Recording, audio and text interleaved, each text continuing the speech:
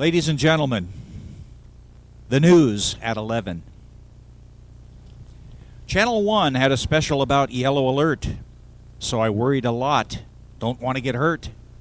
Channel 2 said the flu was going around, so I got a flu shot and went out of town. Channel 3 said those flu shots are dangerous too, so I turned on Channel 4 to find out what to do. They said see a doctor so I could survive.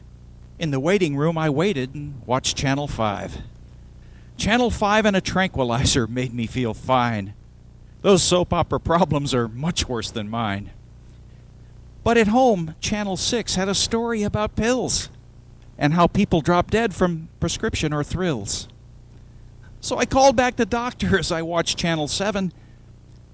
A star was in rehab, news at 11.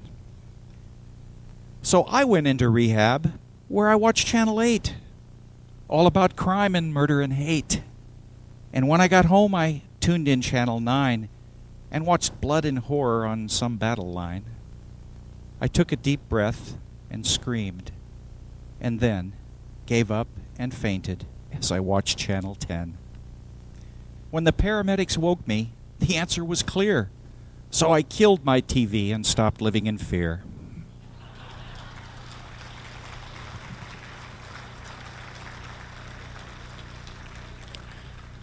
That's another one of the wonderful new poems from Lori Boxer's new book, Swamp Gas. These are available for sale at the Congress Book and Tape. Wonderful stuff. Lori, are you in the room?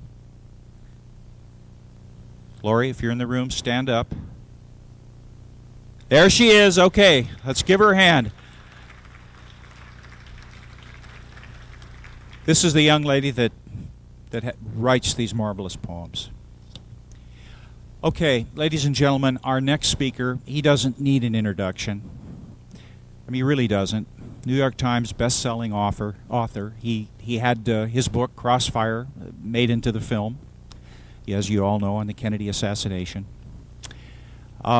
He's written the #1 selling book ever on the alien phenomena, Alien Agenda. He's been deeply involved, of course, as a writer and reporter and in the journalistic field for decades. He is intimately familiar with the control of information and how he can come up and do the kind of research that he does absolutely mystifies me. I mean, he's one in a million. The world is blessed to have such a person that'll put it on the line and then share it with us. Ladies and gentlemen, Jim Marrs.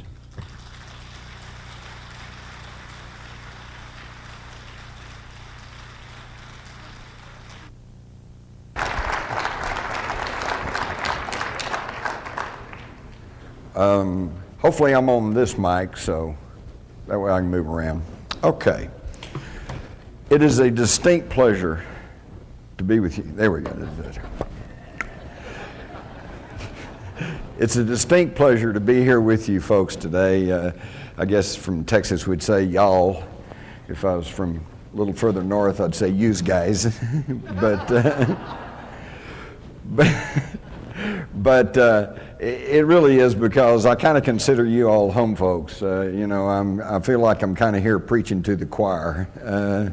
You people are the ones who come out of your homes, turn off that TV, that daily drumbeat of fear and depression, and actually come out to try to find out what's really going on. So today I'm going to try to share some of this. We got a lot of ground to cover, and I may just get to rattling. So if you miss something, buy my book.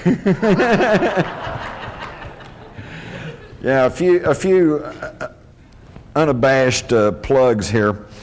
Before I launch into the program, which is going to be about rule by secrecy, and for those of you who have read the book, I've got a PowerPoint program here that I hope will make it even be more graphic for you, maybe even more understandable.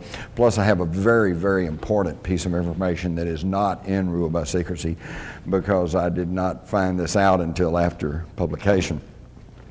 But before we do that, I want to tell you about something that I've recently come up with that, to my way of thinking, is a true smoking gun in the field of UFOs.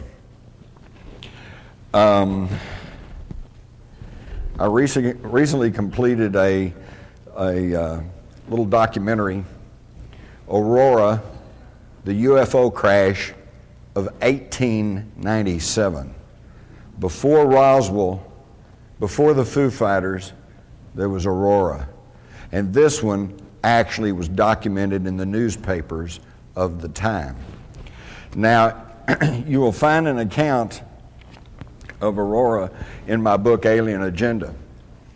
But at that time, I had gone into the old Fort Worth Star-Telegram, into their microfilm, and had, many years ago, back about 1973, and had found the story.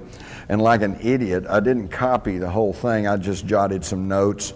I can still remember the memorable line. It said, the pilot, comma, who was not of this world, comma, you know, just like you might as well have said, you know, who had red hair.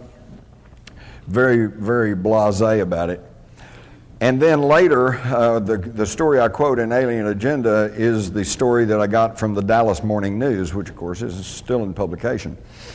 But all I'd had up until about 2 weeks ago was a copy of the story. And I won't bother you with the story because it's in Alien Agenda and it's been reprinted other places. Now the debunkers cannot say it wasn't in the newspapers at the time, because it was. So their argument is that it was just a hoax story, and that it was planted there by Judge Proctor, who was a little bit saddened because the railroad had bypassed Aurora, which up until about 1897 had been a fairly thriving town in North Texas, and it was kind of dying on the vine, and he was trying to drum up some excitement for Aurora. Okay, that's plausible enough, and I certainly paid attention to that. Until about 2 weeks ago, when I managed to secure a copy of the entire front page of the Dallas Morning News from April the 19th, 1897. Main headlines talking about the great aerial wanderer. There are 16 stories on this front page, and every single one of them concerns the large silver cigar-shaped object flying over Texas. Now this, folks, is in the spring of 1897. This is 7 years before the Wright brothers flew at Kitty Hawk. This is 7 years before the first powered balloon flight in the United States, the California era, and also in 1904. These reports range from the Oklahoma border as far south as Austin, Texas. And it's really incredible. Wortham, Freestone County. Captain John A. Lilly, a prominent and respected citizen of this place, a Mexican War veteran, claims that he saw the mysterious airship last night at 9:30. He said it was going straight up. Kind of leaves out a meteor, doesn't it? And of course we have the story here about the crash in Aurora. And it says the pilot of the ship is supposed to have been the only one on board, and while his remains are badly disfigured, enough of the original has been picked up to show that he was not an inhabitant of this world. I'm telling you folks, this was recorded years ago, and I have some copies of this front page. It's really worth getting. On 2 occasions there's an account of where it actually landed and people communicated with the crew. One time they were told that this was a secret invention that had been developed by an inventor in mid-state New York, and that he and 2 assistants had taken off to test it, and it was such a success that they soon found themselves over Indiana. So they just kept going and ended up in Texas. And they said, but now don't say anything to anybody, don't spread the word about this, because when we get everything patented, we're going to release this and it's going to revolutionize transportation. But in the same story, from a different place, we have a fellow who says it landed and they told him that they were from the North Pole in a strange and ice-free area up there where their ancestors had settled, and that they were developing this technology. Now, an even stranger story, this one to me is a tip-off that something's going on, And this is not in this Dallas paper, but in the old Fort Worth Register. There was a story of a railroad track inspector who it was getting late in the evening. He was about to turn back and head back to the city when he saw a bright light up ahead, and he went up to investigate, and he said there was a large silver cigar-shaped object sitting on the railroad track, and that there was some crewmen around in blue uniforms. And said the captain came up and talked to him and told him that they had to stop, make some repairs to their craft, and that not to say anything about this because they were on a secret mission. He said the craft was full of dynamite, and they were going to go bomb Havana.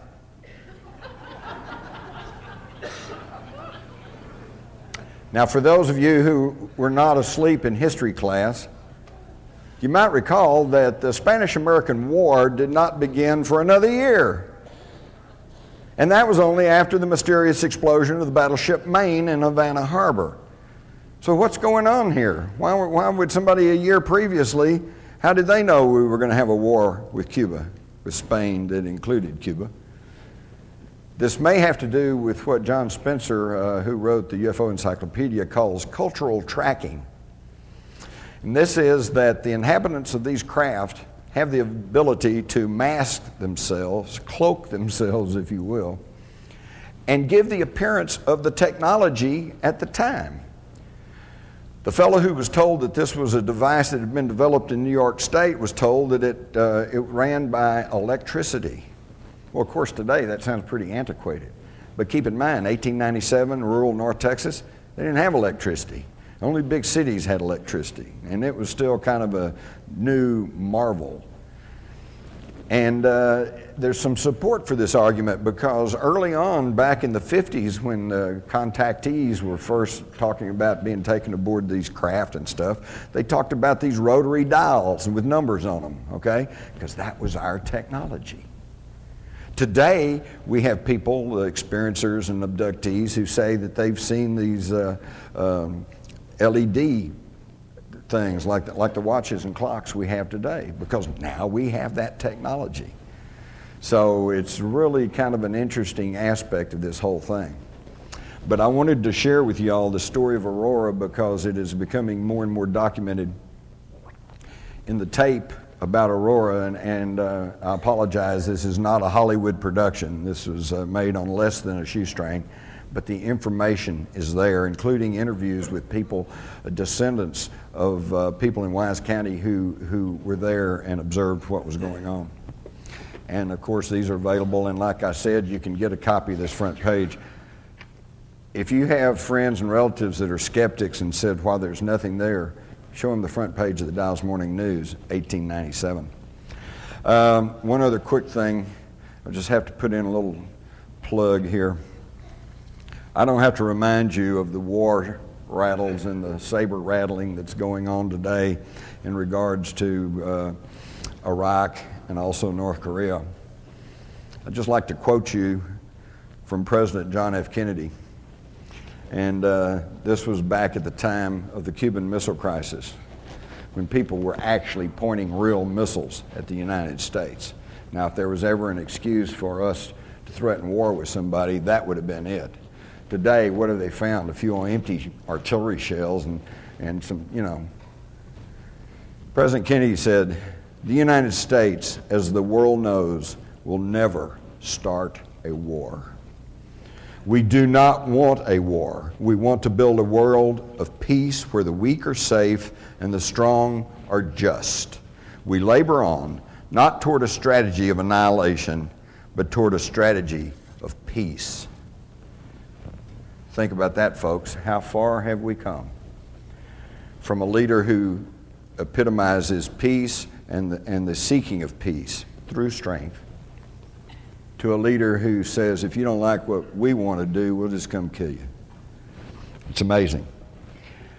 Now, how many of y'all have heard of the mystery of Rennes-le-Chateau?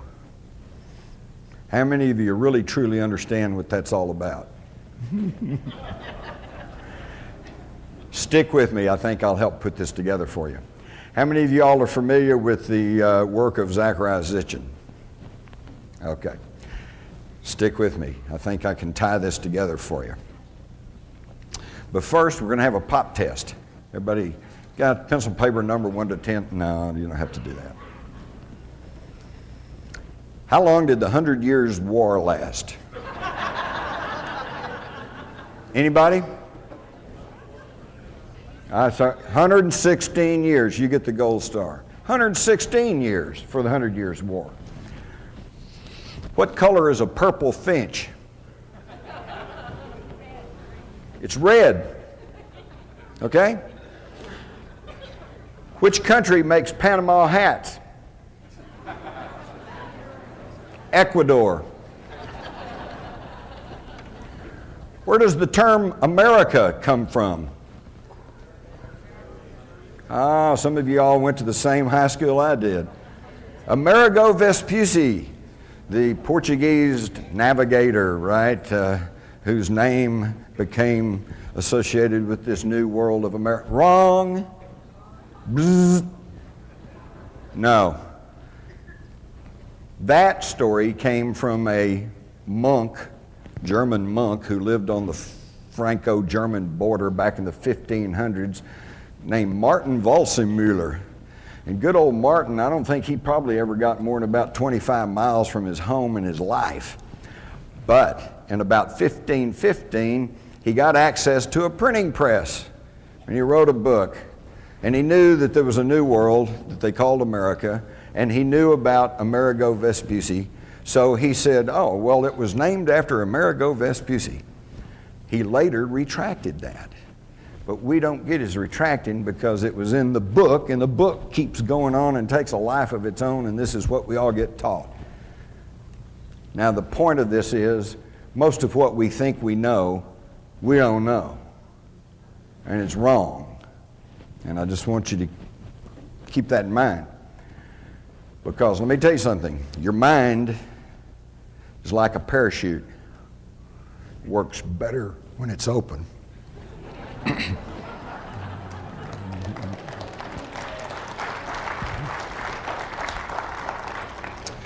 All right, now to try to hurry on through this. I do fine until I get up in front of people. I guess y'all make me nervous. You notice how nervous I am. Ruled by secrecy, the hidden history that connects the Trilateral Commission, the Freemasons, and the Great Pyramid. Now, I hate going to places where they put up something and then they read it to you. Hey, thank you, I can read just fine. But I do want to read you this first quote, and then I'm not going to read you the rest. You can read them for yourself. But this one, I think, tells the story. And this is not a conspiracy theorist. This is not Jim Mars's quote. This is Woodrow Wilson, a very powerful insider, an insider who was put into office by men connected to secret societies. He knew what was going on, and what did he write? Some of the biggest men in the United States are afraid of somebody. They're afraid of something. They know that there's a power somewhere so organized, so subtle, so watchful, so interlocked, so complete, so pervasive that they'd better not speak above their breath when they speak in condemnation of it. How much more do you want, folks? He's trying to tell us what's going on. Now, what I've done here and what I'm going to present to you all is a synthesization, easy for me to say, synthesization, a compilation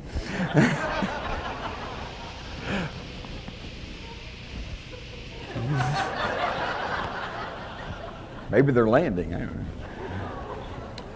of more than 300 books. And what I'm going to be trying to show you today is bringing together two heretofore believed unconnected topics of research. And this is going to get interesting in the coming years because most of you have been at this UFO research game for a long time. And when you started off, it was most people just really laughed and snickered at you. Today, Some of them still do, but some of them don't. Today there's a rising and growing acceptance that there's something out there and that we're probably not being told the truth.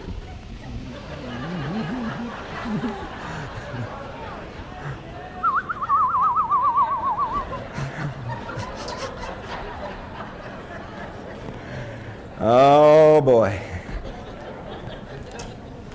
Okay, so where we see that the UFO is now gaining acceptance in the minds of the public, this Steven Spielberg Taken series, what a deal. I mean, a lot of Hollywoodization there, and of course they had to make up some stuff because they had a story, they had to end their story, and the real story hasn't ended, okay?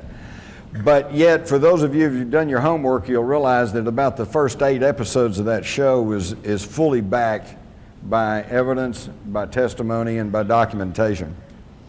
So the idea of the UFO is growing in acceptance. Lagging behind is a parallel issue about the control of secret societies and how they tie together and how that they are pushing harder than ever at this very moment for what they call globalization, or what you may have heard referred to as the New World Order, okay? It's nothing new about it. It's the oldest game on the planet, and they're still pushing it. So I can see that at some point in the near future, these two issues are going to blend together, they're going to meet, and we're going to have a whole new paradigm to deal with, so I'm going to give you folks a little leg up.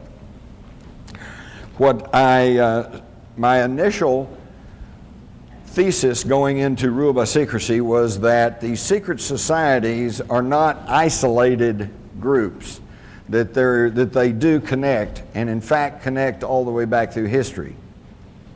And I was right. And you can read all about that. So I'm going to quickly run you through the modern secret societies and how they connect, and I'm going to try to do this as rapidly as possible to get to the really good stuff. And some of you all are going to start saying, well, what's this got to do with UFOs? Bear with me, and I think you'll find out. We'll start with the Trilateral Commission, which is one of the more recent ones. This was formed in 1973 by David Rockefeller and one of his henchmen, Zygmunt Brzezinski. And it was obviously an outgrowth and extension of the even older and more secretive Council on Foreign Relations, because David Rockefeller and Brzezinski were both members. All 7 original members of the Council on Foreign Relations were members of the, 7 members of the Trilateral Commission were members of the Council on Foreign Relations. So it's safe to say that it was simply a little more open, a little more public, extension of the Council on Foreign Relations. What it also did was, because of its name, Trilateral, which refers to the trilateral nations of Japan at that time, to include China now, North America and Europe, the trilateral nations. And so not only was it an effort to have a little bit more open, less secretive organization, but to also to include the Asian economies. They put out various position papers, and I particularly like the one they issued in 1975, Democracy in Crisis, where they basically said and argued that, there's a little bit too much democracy in the United States, and it's just really not good for business, so maybe we need to curtail that a little bit. Now that was 1975, and I asked some of you older folks here about my age, do we have more or less democracy in the United States today? Seems like that they're getting what they want. You might also notice that I found it interesting, the logo of the Trilateral Commission looks suspiciously like a stylized swastika. And that may not be my imagination, as you will soon see. Senator Barry Goldwater, in his book, With No Apologies, just flat stated that the Trilateral Commission is intended to be the vehicle for multinational consolidation of the commercial banking interest by seizing control of the political government of the United States. And in fact, that seems to be what exactly is going on right now, is a merging of corporate with federal government. Which brings us to George W. Bush. who I call a post turtle. Some of you say, what's a post turtle?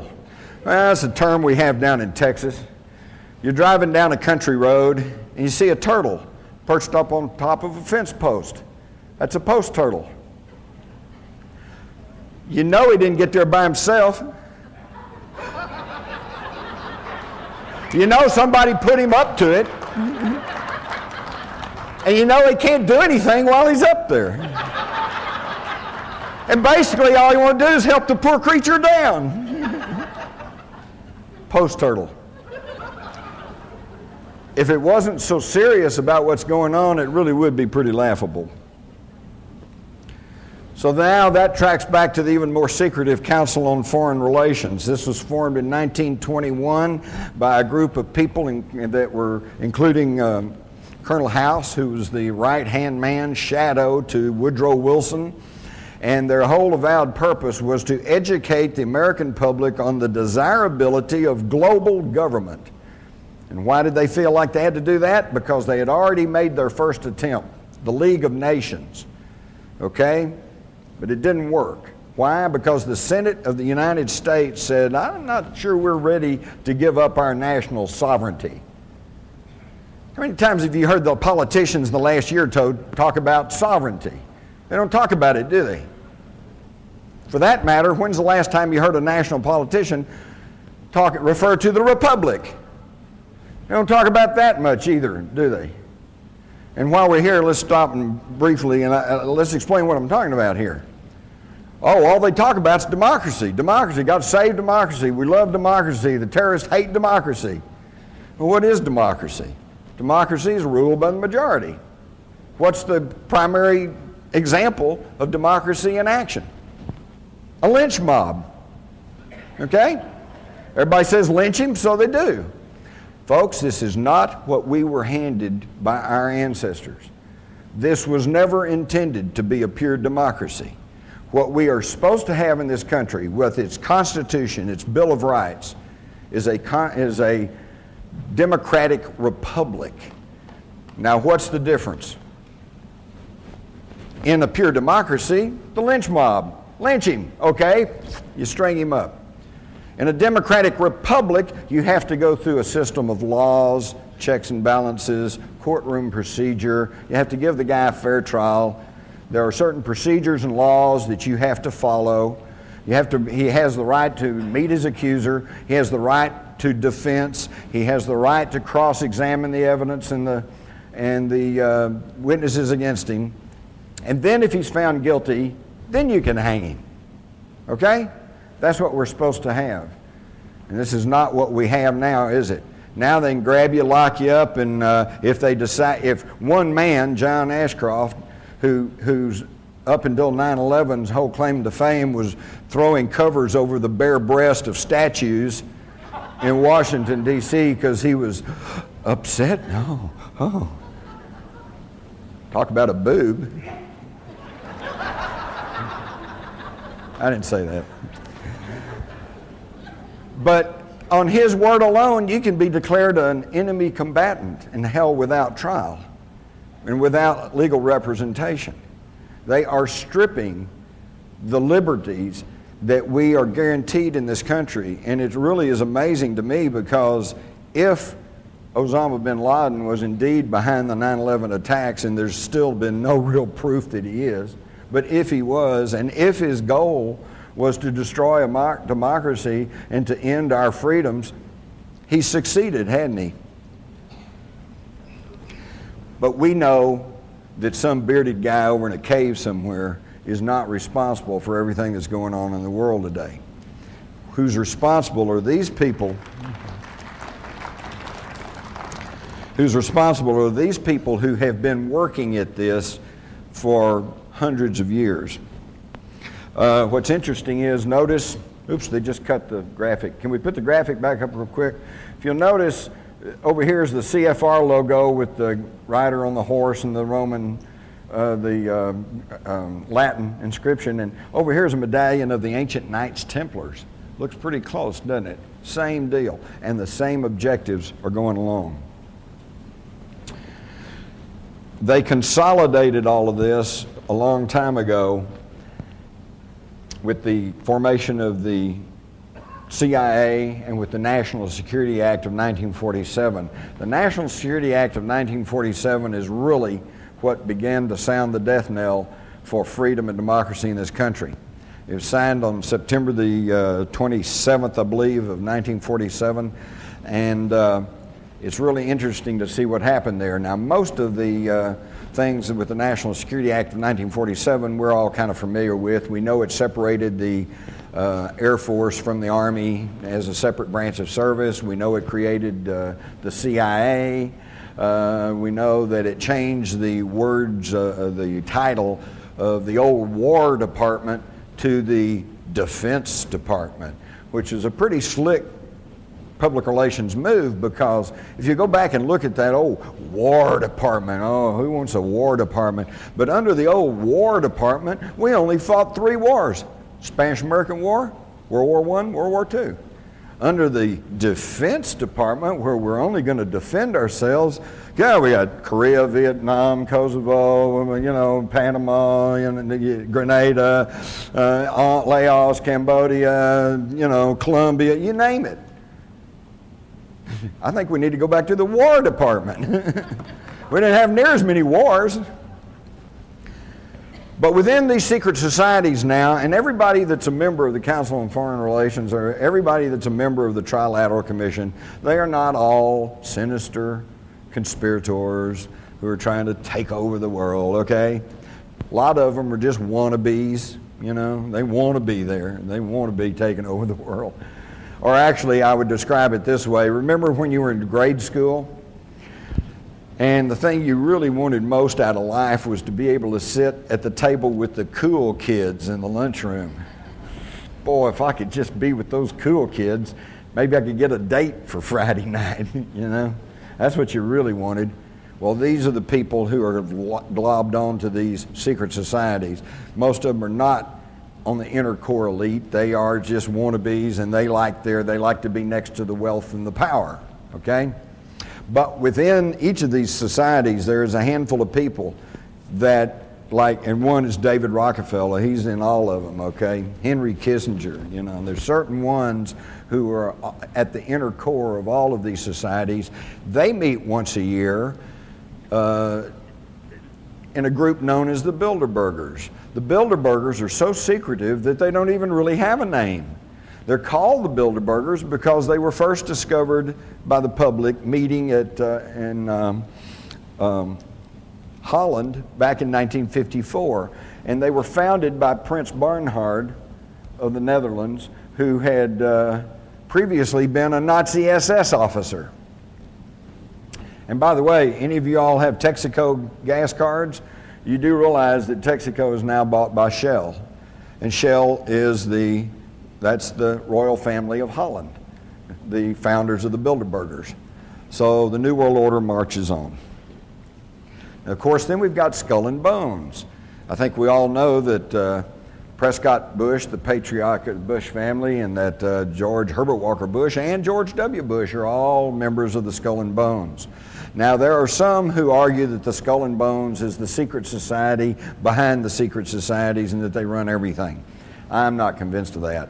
There are plenty of people who have been inducted into the Skull and Bones and who have elected not to follow through on all their contacts and have gone on to live very respectable and good lives, okay? The Skull and Bones, however, is a springboard. That's where they take young men, they find the ones with ability, and more importantly, those that are compliant, and they groom them to become world leaders. And all you have to do is just go study about the Skull and Bones, and you'll find that there is an inordinate number of people who go on to take top government positions. Again, if this was really a free country, you'd think that we'd have some people from, you know, Southern Cal, University of Texas, Oklahoma, somebody. You know, there's got to be some smart people around somewhere. But these folks are always the ones that end up in power. Also, it has been established that the Skull and Bones is actually the Order 322. It is the 322nd chapter of the Illuminati. This was published in the New York Times. Now we get to the question of how come you don't know all this, and that gets back to the control over the media. First, you have to understand the media cannot control these people, these secret societies cannot control all the editors and all the reporters across the country. No, they control the media through the distribution of the information. Just in the past several months, there have been some massive anti-war demonstrations taking place in California, in Denver, in Washington. And most of you have heard little or nothing about them. And when you did hear about them, 30,000 people gathering. Try 500,000. There have been massive demonstrations in England and in Germany, and you very rarely hear about that. This is because they control not the editors and publishers, but the distribution of the information. And how do they do that? I've listed two here, Time Warner and Disney. There's another couple that I could mention. Viacom is another one. Viventi is another one. Clear Channel is now buying up all of the radio stations in this country. Clear Channel bought up Premier Radio not long back, and now two of its leading voices, Whitley Strieber and Art Bell, are no longer with us. Okay? And who owns Clear Channel? Well, it's connected to the Carlyle Group. That's Henry Kissinger and the Bush family. Okay? So they are clamping down on the access to information. And never lose sight of the fact is, I don't care how brilliant you are, if you make decisions based on faulty, erroneous, or incomplete information, you're not going to be making the right decision. At the top is a note that was written to James Tucker, who used to write for the old Spotlight, now writes for the American Free Press, and he has tracked the Bilderbergers for years. And this lady that was an ombudsman with the Washington Post sends him a note and says, well, if observations of the Bilderberg, the Trilateral Commission, Council on Foreign Relations, Aspen Institute, etc. hold true, there's much that is ponderous, but little that is newsworthy. How's that for a condescending, unthinking response? Let me put it this way. What do you think the news media's reaction would be if all of the owners of the National Football League franchises were to meet in a big hotel secretly with armed guards all around it, won't let the media in, won't let anybody in? They meet there for about a week, and then they all come out and say, sorry, I can't tell you what we talked about. Whew. Would they blow their lid or what? They'd be yelling price fixing, collusion, restraint of trade, blah, they'd raise hell. But you get the leaders of commerce and banking and industry, and they meet once a year, and they hide themselves off in some big, well-guarded resort, and they come out and say, we're not going to tell you what we talked about. It makes a mockery of freedom of the press. It makes a mockery of freedom, period. We have got to start understanding who's really calling the shots, because until we understand what's really going on, how can we make any decisions or do anything about what's happening in our own country? I had to throw in this cartoon.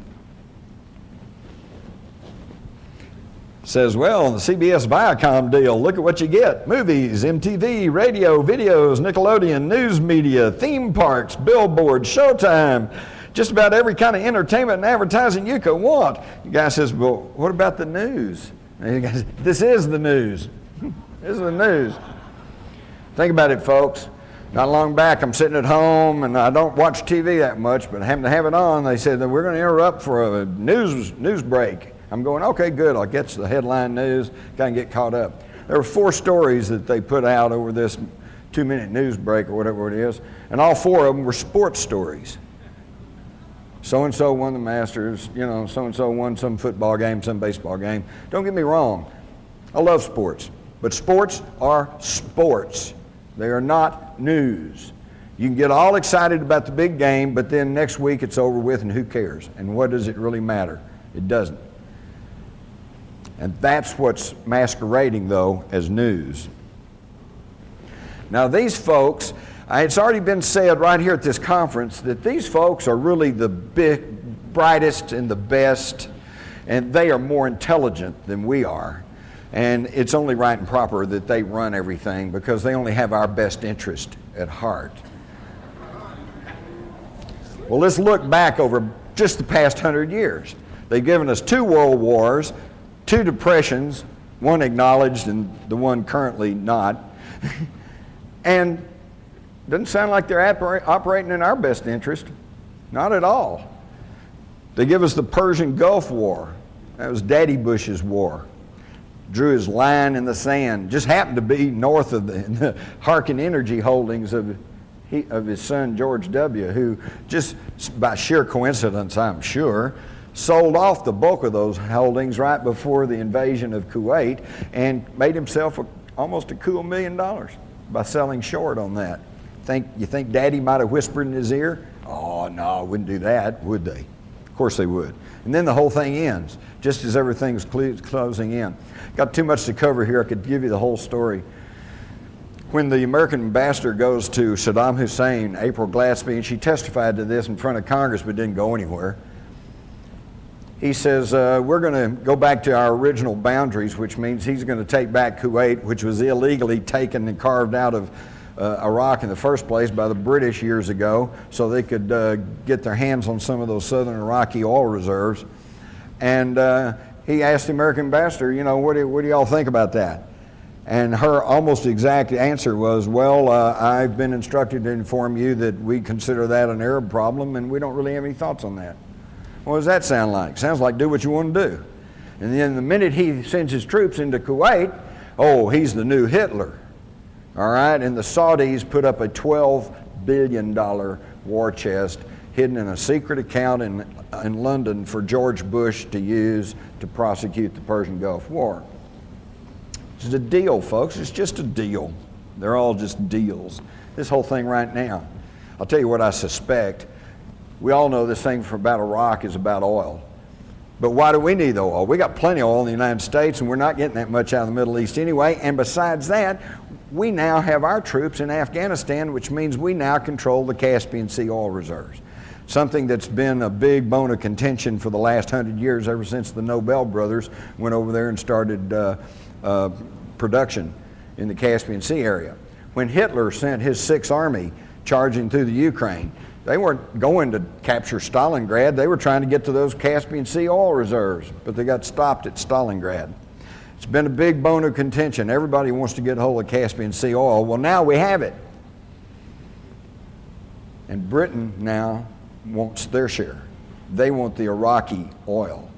And it's really funny because we see Tony Blair standing up, and he's pushing for war with Iraq just about as hard as George Bush. And we think, oh, our wonderful British allies, boy, they're with us through thick and thin. I think once you study these secret societies and where they came from and who's really behind all this, it's the other way around. BP wants the oil, but they can't move British troops into Iraq because, quite correctly, that would be perceived as aggression. But the United States has already fought a war with Iraq, so we can go in and take it for them. And y'all just hide and watch. If we have a war and we have a regime change and we gain control over Iraq, you hide and watch if British Petroleum doesn't get a big chunk of that. It's all about oil. We all know that. And the problem is we're all so fat and sassy. Well, yeah, but I got to have gas for my car, man. I got to drive down to the 7-Eleven and get a pack of cigarettes, you know. I mean, yeah, it's only a block away, but who wants to walk a block, you know? We are just really we just have no idea of the misery in most of the world because we all have it so well. I mean, you know.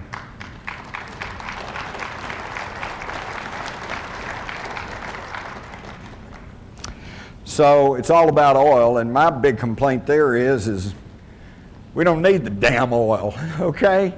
We don't need to be on a petroleum energy basis anyway. There's so much other things we could be doing.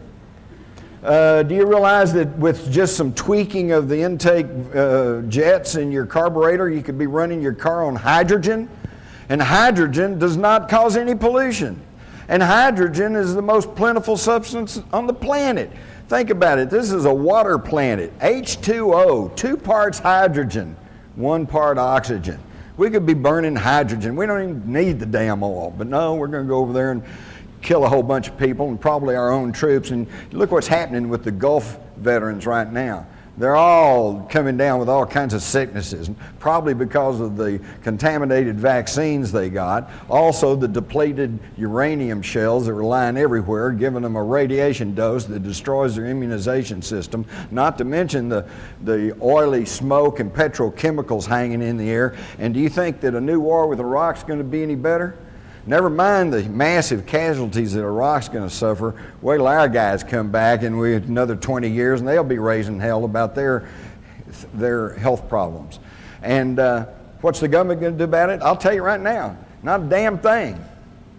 Let me tell you something. When I was in the Army, this just really gets my blood to boiling when I think about this. When I was in the Army back during Vietnam, we'd get C rations, and in the C rations, along with the powdered milk and this, that, and the other thing, was a little packet of cigarettes. You get 5 little cigarettes. We always thought that was cool, free cigarettes. And those who didn't smoke would swap them around to those who did, and it was almost a medium of exchange. And that practice goes way on back even through World War II. Where do you think all those guys in World War II got the smoking habits? Because the Army gave them free cigarettes.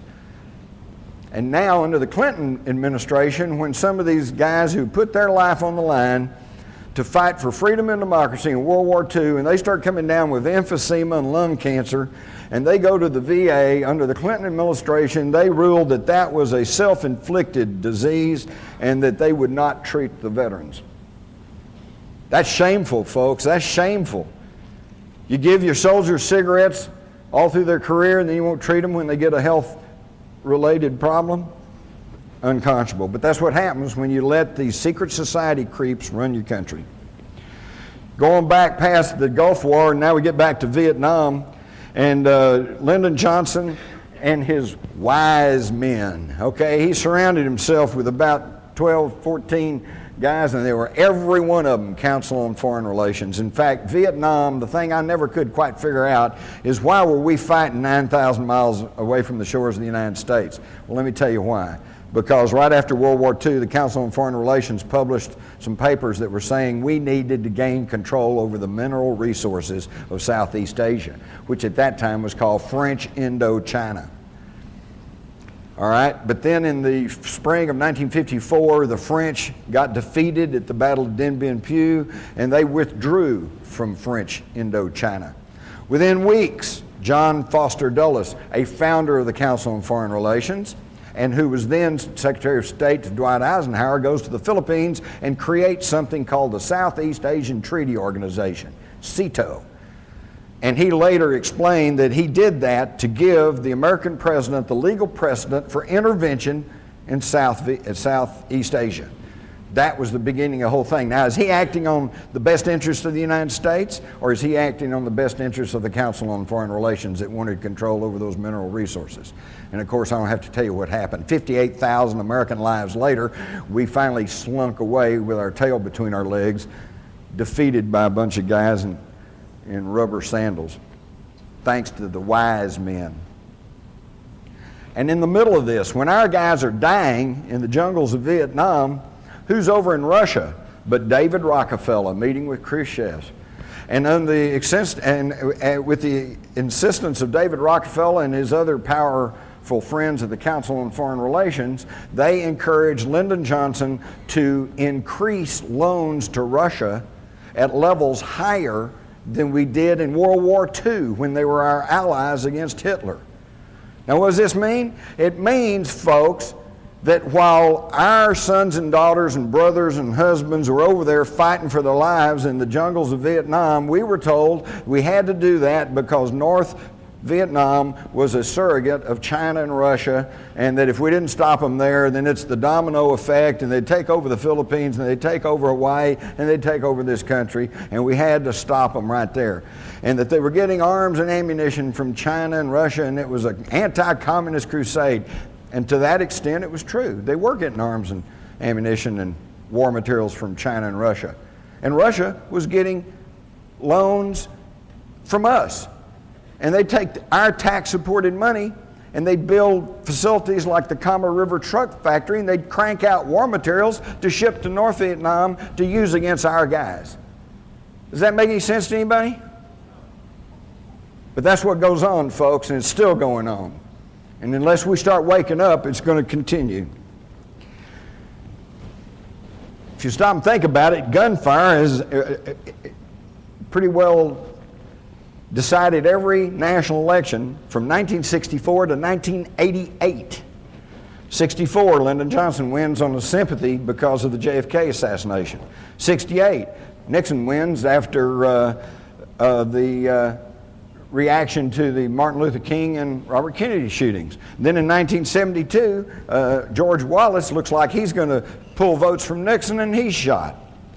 1976, Carter wins after there were assassination attempts on Gerald Ford. And then in 1980, Reagan is elected after an assassination attempt on Jimmy Carter. Jimmy Carter? You don't remember the assassination attempt on Jimmy Carter? Why, he had asked for national TV time in the late spring of 1979, and he was going to announce some sweeping changes in government, including curtailing the CIA. But then he goes to Los Angeles, and he's attacked by Raymond Lee Harvey and Oswaldo Ortiz. So Lee Harvey and Oswaldo were going to kill him in Los Angeles. There it is. You saw it in the Newsweek article, but you don't remember that, do you? Because it didn't get distributed in the news media. And right after that, he canceled his national TV talk, went to seclusion at Camp David, called in everybody up to and including Billy Graham, and said, "I've lost control of the government." And he was out, and Reagan was in. And 2 months after Reagan was elected, he's shot. And if that bullet had been that much closer, it had hit his heart, and we would have had George Bush 8 years earlier. People don't think about that, do they? Oh, well, I guess that's a conspiracy theory. Speaking of, you're going to love this one, the Reagan shooting. All network tapes, you can clearly hear the sound of 7 shots. Bam, bam, bam, bam, bam, bam, bam. Hinckley had a 6-shot revolver. How do you get 7 shots out of a 6-shot revolver? And where'd it come from? Up there, circling red, the bullet that struck Reagan was at a downward trajectory. Go back and check the media. They accurately reported that. And Hinckley, though, is standing level with him over here in the crowd, back over here beyond that policeman. Up here is a sliding glass door with a human figure crouched behind that door. Was this the person who actually shot Reagan? We don't know, because there's never any investigations, because all that's just conspiracy theory. But of course, Reagan was shot, and for months, the person who was really in charge was George Herbert Walker Bush. You're going back to Korea, you find out that Russian generals were running the Korean War on both sides. Does that make any sense? And yet the bulk of the Allied troops was our guys. United States military supported by our tax dollars. We're really being taken, folks. Go all the way back to World War II. Again, I noticed it was mentioned here at this conference that, well, everything would have been okay except Hitler was the bad guy, and he kind of screwed everything up. Well, let me tell you, folks, do your homework. Hitler didn't just suddenly appear. Hitler, number one, was a military intelligence agent who was assigned to infiltrate the Nazi Party. And he went back to his superiors and said, well, went to this meeting, there's only about 9 guys there, but you'd like them because they want to rebuild Germany, and they hate the Jews, and they want to rearm, and they want to repudiate the Versailles Treaty. So his superior said, that sounds pretty good. Here's some money, go back and help out. So they created Hitler. And then as he began to gain more power, who was behind him? Another secret society, the Thule-Gesellschaft, or the Thule Society, made up of some of the leading industrialists, leading intellectuals in Germany at the time. People, and also people who had an intimate working knowledge of the occult. All right? So now we can see that all of these secret societies have been working along. And it was the same thing back during World War I. Same people ran World War I. It's amazing, but at the time of the Russian Revolution, where was Lenin? He wasn't in Russia. He was in Switzerland. Where was Leon Trotsky, the communist key philosopher? He wasn't in Russia. He was in New York City working for Wall Street capitalists. And they gave him money, and they gave him all kinds of support to go into Russia and take over a popular uprising and change it into a communist government. Lenin was the same thing. We all know that he was put on a sealed railroad car and traveled through wartime Germany that was at war with Russia and was sent on into Russia to take over the government and set up the communist system. And one of the people who helped facilitate that was a leading banker in Germany who also was very highly connected with German intelligence, and that was a fellow by the name of Max Warburg. Now, don't you find it passing strange that in World War I, Max Warburg, who was head of German intelligence and a big leading banker there in Germany, his brother, Paul Warburg, founded the Federal Reserve System in our country, and at that time was head of the financial end of World War I for the United States of America. Does nobody find that amazing? Here he is, Paul Warburg. And here's the house on Jekyll Island where the plans were laid to instill upon us the Federal Reserve System, which is neither federal nor has any reserves. All right? It is a system of 12 banks. It's a system of 12 banks that are in turn owned by other private banks. And in fact, most of the studies that have been done show that the majority of ownership in the banks that control the Federal Reserve are held by people who are not even Americans. Think about that one. I could get into money and the whole thing, but let's keep going. Here's the original Federal Reserve Board, and there's old Paul. He headed up the original Federal Reserve Board. And here we see Woodrow Wilson and Colonel House and his wife. And this is where it begins to tie into the older secret societies, because as I pointed out, Trilateral Commission connects to the CFR. The Intercorps leadership is Bilderberger. The CFR was created right after World War I by Colonel House, Bernard Baruch, and others to try to sell us on the idea of globalization. And these folks had been members of the old Cecil Rhodes secret society called the Round Tables. Here is a cartoon from 1911 showing Karl Marx shaking hands with J.P. Morgan, George Perkins, Teddy Roosevelt, John Ryan of National City Bank, John D. Rockefeller, and Andrew Carnegie. They financed communism. They created it. Why? So they could play both ends against the middle. Think of Cold War. And now it's over with. And think of the billions of dollars that were squandered on that Cold War. Think of what this country could be today if we'd spent that money building schools and upgrading education, upgrading health facilities. No, that was not going to make them money. So see, back in 1911, those old folks knew better about what was really going on than we do today. And this is just a little graphic showing the New World Order and how that it tracks on down. You can take a look at that. I do want to mention the Hegelian dialectic.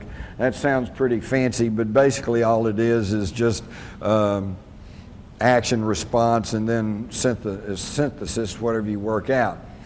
You all do this all the time. You and your wife or husband decide you want to go to the movies. One of you says you want to go see movie A. The other one says, no, I don't want to see that. I want to see movie B. Okay? Well, the one who wants to see movie A, that's thesis. That's his thesis or her thesis. One says, I want to see movie B, that's antithesis or antithesis, the antithesis. Okay? Now, then you work it out. If you're like me and my wife, what we usually do is end up going seeing movie C, which is second choice for both of us, but it's one we can agree on. That is synthesis. And that's how it works.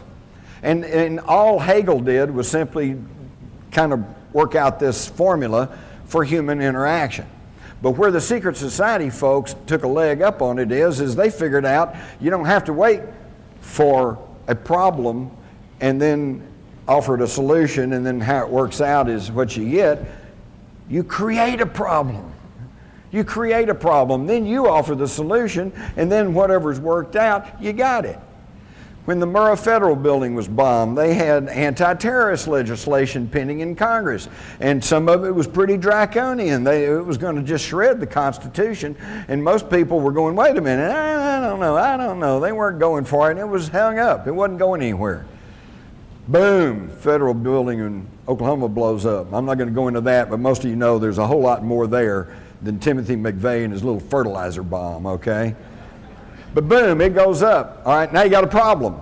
And what's the solution? Got to pass all this anti-terrorism legislation.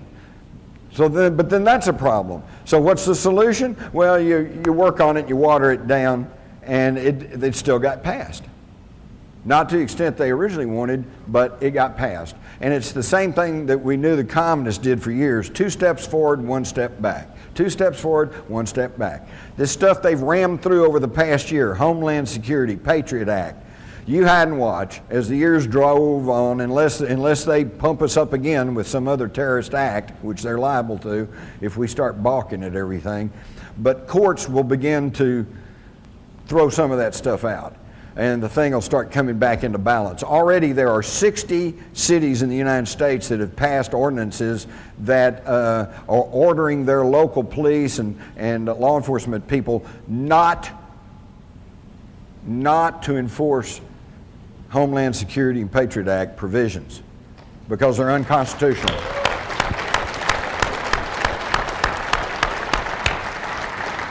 Of course, you don't hear much about that through the mass-controlled corporate media, but it's happening, and there will be a backlash. It will come, and things will balance out a little bit, but see, it's already on the books. And this Homeland Security thing, once you create that whole level of bureaucracy, I guarantee it'll never go away. The CIA is a good example. That was intended to be exactly what it says, the Central Intelligence Agency. It was going to be a small agency that was going to take the intelligence from the Army and the Air Force and the Navy and everybody else and coordinate it. And it was intended to stop duplication of effort. And instead it created a whole monster that we're still having to deal with, okay? And it'll never go away. Homeland Security will never go away. We should never have passed it in the first place, but there was no debate, no talk. They got Homeland Security the night it started off, it was a 30-page thesis saying here's what we probably need to do, and by the time it got to Congress it was 500 pages, and they got it the night before the vote. Now folks, I don't care how smart you are, you can't read 500 pages, absorb it, think about it, and make an intelligent decision.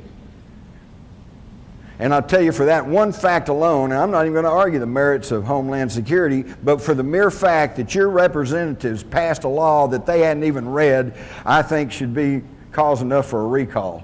You ought to throw every one of them out.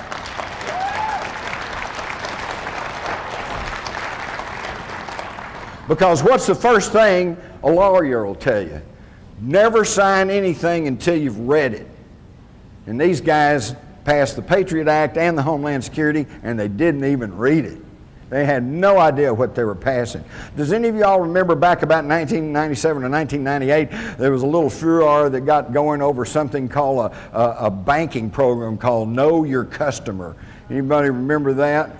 Yeah, and the whole idea was that your bank was going to have to turn around and be a snitch to the federal government. If your deposits somehow were a little bit different than the normal, or if you withdrew an inordinate amount of money or whatever, they were going to report you, be required to report you. And they were going to keep massive personal information files, okay? Your wife, your family, et cetera, et cetera. But that kind of got public, and everybody went, wait a minute, we're not going to put up with that. And sure enough, they kind of backed off, and we all felt real good, right, that they didn't get that through. It's in Homeland Security. It's in there. It's happening. And you never got to vote on it, did you? You can go all the way back to the war between the states, or where I come from, we call it the War of Northern Aggression. But it was a deal. It was all a deal. Auguste Belmont, a registered agent of the Rothschild banking family in Europe, came to this country and quickly became the leading seller of bonds for the federal government. He's the one that got the money to prosecute the war between the states. At the same time, he was quietly buying up all the Southern bonds. It was a deal. Even Chancellor Bismarck of Germany is on the record as saying that the war in the 1860s in the United States was contrived by the Rothschilds to split the country in half so that they could regain North America for the bankers in France and Britain. And if you'll stop and think about it, where was the bulk of the British Army? It was in Canada. Where was the French Army? Anybody? Mexico, under Maximilian. So they were going to let the North and South bleed each other dry, and then they were going to move in. There's only one man who seemed to understand what was going on, and that was the head Yankee, Abraham Lincoln. I'll have to give him some grudging credit. I think he understood what was happening. And that's why he became the first American president to print his own money, known as greenbacks. Do you know there's only been one other president in the history of this country that tried to print interest-free money? John F. Kennedy. June 1963, he ordered the issuance of $6 billion in currency, not through the Federal Reserve System, but through the United States Treasury. I have a $5 note. It says Series 1963. It's got red ink on it. It says United States note. It doesn't say Federal Reserve note. And I don't think it's a coincidence that both of those presidents were shot in the head.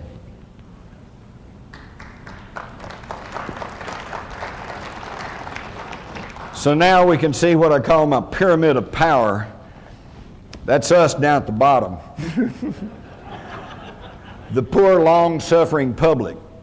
Over us is the low-level political structure. There's your local city council, school board, and stuff, most of whom are good people trying to do a difficult job. A few snakes in there, but you know, as we learned in the Army, there's always 2% that won't go along with the program. And your mass media.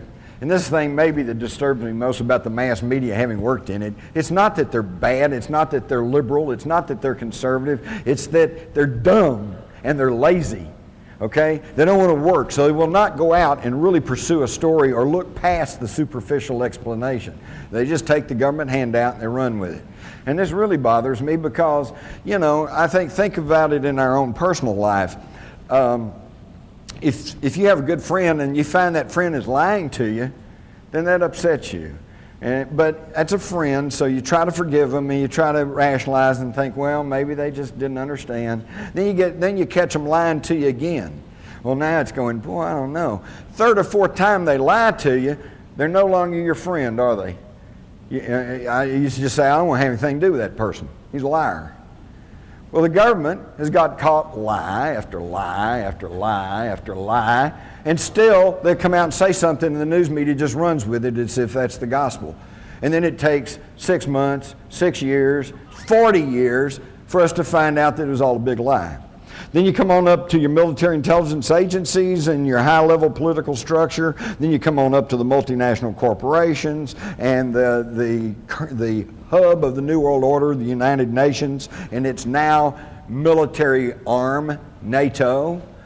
Okay, and then you come on up through the Council on Foreign Relations, and you notice they're not even at the top of the pyramid, because you get up higher and it even gets higher, and then you get up to John Coleman calls the Committee of 300, others call the Illuminati, and then you got a big question mark, because who's telling those people what to do? Now we start into real history. I'm not going to really belabor you about Freemasonry other than to tell you that you might want to be aware that the first third party in the United States was the anti-Masonic party.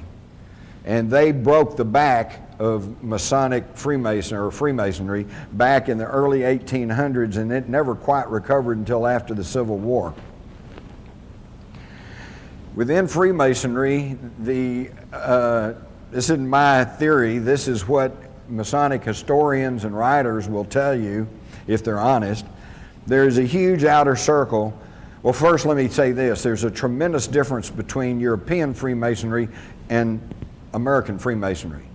The European Freemasonry is much more sinister and has much more ties to politics and to the Illuminati.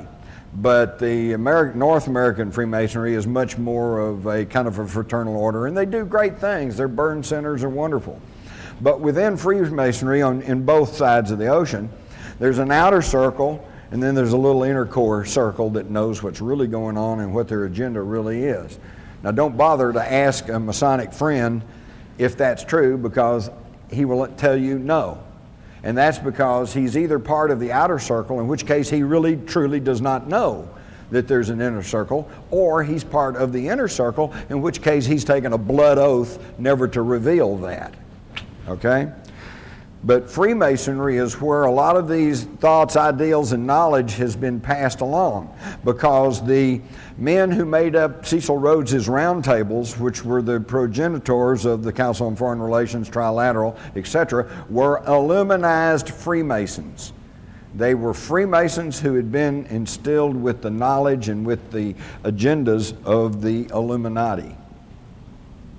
And what was that? Where did they think they got all this from? Well, here's Manly Wade Hall, a philosopher, a much studied occultist, and a very high-ranking Mason. And he says, in the remote past, the gods walked with men, and they chose from among the sons of God the wisest and the truest. And these they labored with, preparing them to carry on the work of the gods after the spiritual hierarchies themselves had withdrawn into the invisible worlds. With these specially ordained and illumined sons, they left the keys of their great wisdom. These illumined ones founded what we now know as the ancient mysteries. George Washington, big Masonic. So they're passing along the ancient mysteries through Freemasonry. By the way, if you think that the Illuminati is just something you can laugh at and just some kind of boogaboo, here's a letter in 1782 from George Washington where he said, "It was not my intention to doubt that the doctrines of the Illuminati had not spread to the United States. On the contrary, no one is more fully satisfied of that fact than I am." These guys knew more about what was going on than we do today with all our modern technology and all our electronic communications. I could spend a whole program talking about Washington, D.C. and the layout of the streets and how it was all built by Masons, and that how the floor plan, street plan of Washington parallels Virgo, which has always been associated with the Egyptian goddess Isis. Okay? So these people, and by the way, if you're not aware of this, some of you are, some of you aren't. Every time there's a space launch, okay, it's always at a certain time and in a certain manner to conform with astrological numbers. Okay? Somebody somewhere still has a great concern about the stars and what's happening. All right, there in Washington, D.C., there are 23 major zodiacs in that city, more than any other city in the world. One other thing you're going to love, I don't think it's not on this map. In the earliest plat of Washington, D.C., all the lots are numbered, except one. You get up to 665, and then it jumps to 667, 668. So what's missing?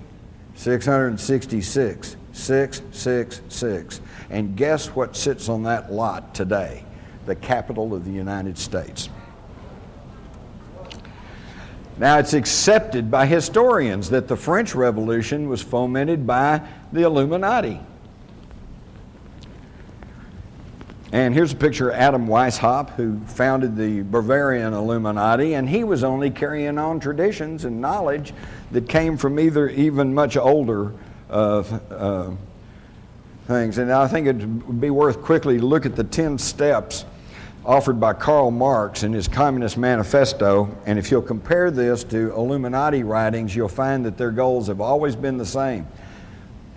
And as I read these, I want you to think about where we are in this country today in relation to this topic. Abolition of private property. Not there yet, but they're working on it. Now we got wet zones and United Nations zones and whatever. A progressive or graduated income tax. Well, we got that. Abolition of all inheritance. They're working on that. Confiscation of property of dissidents and immigrants. Homeland Security's got that taken care of. Creation of a monopolistic central bank. Well, that was done back in 1913.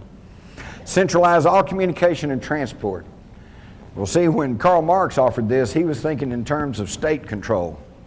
Today it's corporate control. And instead of the state running the corporations, today I think in this country it's the other way around. Control of all factories and farm production. Again, corporate control. Central ownership of capital with deployable workforce. That's us. Oops, got to move from Silicon Valley, no more jobs, and got to go somewhere else. Blur the distinction between rural, country, and cities. Boy, that's being done. I moved to the country 22 years ago. It was a wonderful little place. Now I go down there's McDonald's, Sonic, Krispy Kreme donut shop. You know, might as well be in Fort Worth or Dallas. Free public education for all children, which on the surface of it sounds like a wonderful idea, and I'm all for it. I think every single kid, no matter where he comes from, no matter what color he is, no matter what, should have a shot at learning the 3 R's, reading, writing, and arithmetic. But folks, that's it. After that, if he has aptitude, he should be able to go on. If he doesn't, he should go to trade schools. This thing, education has turned into a huge monster. And look what's going on in education today. And look what, you stop and check what they're being taught. And today they're not even being taught. What's important is they have to feel good about themselves. That's why they're trying to do away with grading systems. That's why they're trying to do away with the SATs and all like that. Well, we don't want somebody feeling left behind because they can't pass those tests. We want them to feel good about themselves. Well, all I can say is how good about themselves they're going to feel when they're 50 years old and all they can do is sit on the street corner and sell pencils. You know, you got to have that education. And they're not getting it. The dumbing down of America is not just a catchword. It is actually happening. So all of these things that were advanced by the Illuminati long before even Karl Marx are all agendas that are still being pushed along on us. And where did they came from? They came from the Knights Templars, who built these wonderful cathedrals such as Chartres that has stained glass in it that is so luminous that modern science cannot explain how they do that. Here's some of the stained glass from Chartres, and you can also see the similarities between the Chartres at the bottom and the Al-Qaeda Mosque in Jerusalem's Temple Mount. They brought back knowledge from the Middle East. Again, look at the striking similarities between these Egyptian artifacts and artifacts in Jerusalem. You've got a black Madonna that you still find in southern France compared to Isis. Over here you've got the winged person from Egypt, and another one that was found in a 9th century BC Jewish palace. It's all the same information, folks. It's all the same. We've been taught that here's all these different empires and civilizations. It's all a continuation. This is a great one. At the top, of course, you can see the famous Egyptian winged disc that Sitchin and others says probably represents the planet Nibiru. And in the bottom is a crop circle. Probably a hoax one, but it shows that somebody's still thinking in terms of the winged disc. Now this brings us to the mystery of Rennes-le-Château, and for those of you that have read Holy Blood, Holy Grail, the Messianic Legacy and all like that, they go into this in great detail, but they never really quite just tell you what it really is, other than the fact that there apparently is some fabulous treasure buried over in the caverns and cave systems that honeycomb the foothills of the Pyrenees there in southern France. And I was there 2 years ago, and it is an amazing place. It really is, and the stories are all there. Poussin, the artist, apparently was onto some of these secrets, because in this painting up here circled in red, he seems to be giving us a fleeting glimpse of what? The Ark of the Covenant. So there's all of this knowledge that's being passed along.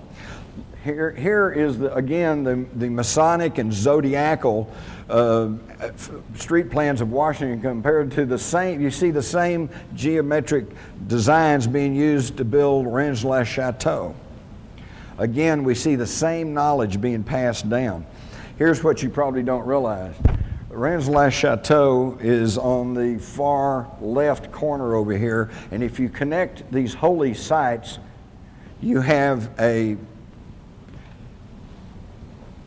geometric pentagram that encompasses a 40-mile circumference area.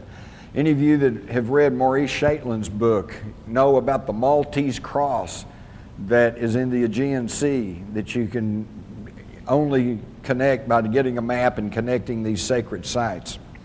Again, ancient knowledge passed along. Some of it lost, some of it gets distorted, but it's all coming down through the secret societies. And where did it all start? It started in southern Iraq, also known as Mesopotamia. In the Bible, it's referred to as the Chaldees or Chaldea. Now, one of the tragic things of the turmoil that's going on in the Middle East is the fact that what you actually have are cousins, family people fighting each other, because the Arabs trace their lineage back to the biblical patriarch Abraham, and the Jews trace their heritage back to the biblical patriarch Abraham. So they're all related, but they can't get along. If we could go back to that, to the map, the Bible tells us that Abraham came from Ur of the Chaldees. So he was not a Jew. He was not even a Semite. He was a Sumerian. And he had knowledge from the ancient Sumerian culture. And he brought that knowledge where? To Egypt. This is where the great Egyptian civilization got started, with the knowledge that was brought out of Mesopotamia. Now we get to the question, and now the rest of it, more knowledge was brought by Moses. Except who was Moses? There is a very cogent argument to be made that Moses is not a name, it's a title. Moses, meaning the pretender to the throne, the one true heir. And now we go and we look at the story of Moses. Oh, he was hidden away as a baby. He was placed in a basket of bulrushes, floated down the river to relatives, raised by foster parents, educated as an Egyptian, believed in the one true God. Now, you know what? If you go back and study about Akhenaten or Amenhotep IV, you find that it's the same story. Hidden away as a baby, placed in a basket of bulrushes, floated down the river, raised by foster family. The foster family were Hebrew slaves. Well, you all know, any of y'all who have adopted or are adopted or are adopting children, your real parents are who raise you, not who gives birth to you. Okay, we all know this. So Amenhotep is raised by Hebrews who instill in him the idea of a one true God. And when he assumes the throne as Pharaoh, he changes his name to Akhenaten, meaning the one who worships Atim, the one true God. And even in the Bible, it says he was an Egyptian or had great knowledge of Egypt, was very powerful in Egypt. How does a Hebrew slave get that? So now that whole story takes on a whole different coloration. And when he is overthrown because he's shaken up the religious hierarchy of the day, which was making tons of money because everybody had to pay homage to all the various gods. They didn't like that, so they overthrew Akhenaten and they banished him. And when he left, he took his family with him, the Israelites or the Hebrews. And they considered him still the one true king, or Moses. But whether or not that's true, we find again that all of the information flows from Iraq or Samaria into Egypt. And of course we know that from Egypt then all this knowledge was centered in the ancient mystery schools of Egypt, which then went on to the ancient mystery schools of Greece and then on into the Romans, and this was our Western heritage. Now, all of this was accumulated regardless of who Moses was, whether he was a title or a name. When the Israelites were sent out of Egypt and freed, they were told to take what you need. Well, some of them, I'm sure that meant take some clothing, take some food, but some of them meant take everything that wasn't nailed down. And they took gold, silver, they took scrolls, they took all kinds of things on their travels in the wilderness. And we know that during their travels in the wilderness, they attacked and conquered a variety of people and city-states. And as was the habit in that time, oops, are we out of time? Oh, thank God, I saw something here. Okay, good, we're on track. I got to wrap this up though, because I know you're going to have some questions. So I'll make it quick. So they got this vast treasure hoard, gold, silver, but they've also got knowledge passed down from Samaria. And I'm sure they got tired of lugging all this through the desert. So at one point, Solomon built a huge temple. And part of it, of course, was to worship. Part of it was to house the Ark of the Covenant, their communication device for God, and to house and warehouse all of this fabulous treasure. So what happened to it? Interestingly enough, when the Romans took Palestine, they didn't just move in and conquer it. They worked a deal. They said, look, if you'll let us, you can keep your king and you can keep your lifestyle if you'll just pay homage to Rome. And they said, okay, and King Herod was installed, built his palace over the old, at the same place as the old Solomon Temple, there on the Temple Mount in Jerusalem, which is now, of course, a Muslim mosque, the Dome of the Rock. But then the Jews began to chafe under the Roman leadership, and in 66 AD there was a revolt.